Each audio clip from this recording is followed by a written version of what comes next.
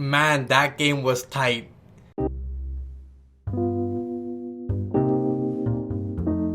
Raptors win their 14th straight game, a franchise record that keeps on going. Raptors win by 1 point. Caris LeVert, who was on fire in this game, had 37 points, a career high, goes for the game winner, guarded by OG real well, does not let him drive past him. OG moves his feet, uses his hands, and forces Caris LeVert into a bad shot, air ball, but the game wasn't over right there. Joe Harris somehow picks up the ball after it bounces off a couple hands and throws up a shot. He had a point-blank layup, just couldn't get his hands on the ball properly, threw it up, bounced right off the rim. As time expired and the Raptors were just holding their breath as they walked off the court. And if you saw their demeanor and their body language, you would think, man, this team just lost a heartbreak or something like that. Yes, the Raptors won, but it was not pretty. The Raptors lost their lead in that fourth quarter, and the Nets fought back, won the fourth quarter by 11 points, and almost stole this game from the Raptors. But the Raptors hold on for the win. It's going to be a struggle like this from what I see, because without Norman Powell, without Kyle Lowry, without Marc Gasol, there's going to be some problems on the offensive end. It's not the defensive end that's a problem right now. The offense is going to be a problem because it's going to be tough to set up these guys to score, because that bench line of Patrick McCall, Brissett, Boucher, Rondé Hollis-Jefferson, and whether it's Matt Thomas or anybody else, it's going to be a tough lineup to even create shots, let alone score. But Terrence Davis got inserted into that starting lineup today, and he came through big time. 20 points.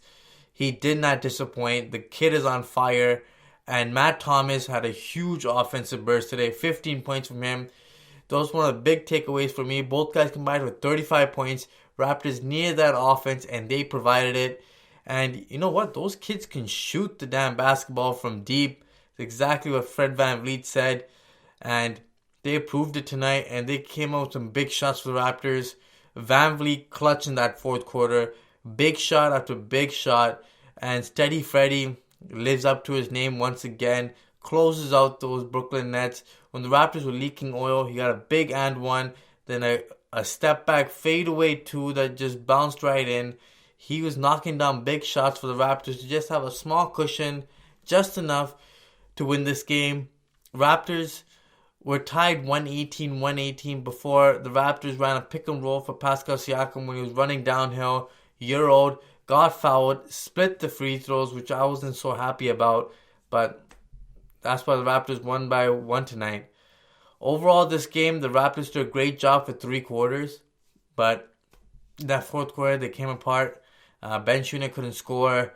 The Raptors put in their starters completely around the 7-minute mark, and just couldn't get that flow that they had in the first half. But you know what? You gotta win some games, whether it's ugly, whether it's like beautiful. The Raptors gotta win games and gotta maintain that second seed in the Eastern Conference. Hopefully, when the Raptors get back to through the All-Star break, some of their guys come back healed and rested, because the Raptors really need it. Serge Ibaka is one guy I gotta say that was kind of shocking, his stat line. He had 12 points, I believe 6 boards.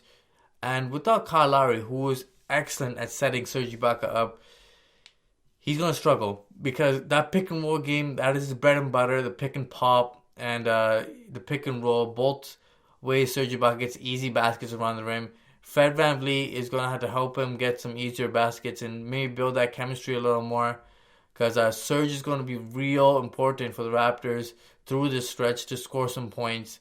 Pascal had a decent game, but Terrence Davis and Matt Thomas monster games for us tonight. And the Raptors had a tough time containing Spencer Dinwiddie and Caris LeVert. Both guys went off, but the Raptors did just enough to win this game. Some takeaways from this game that I got to throw in there as well. The Raptors really scored on the fast break, which really let the Raptors get a nice double-digit lead early on in this game, especially in that second quarter where they dominated.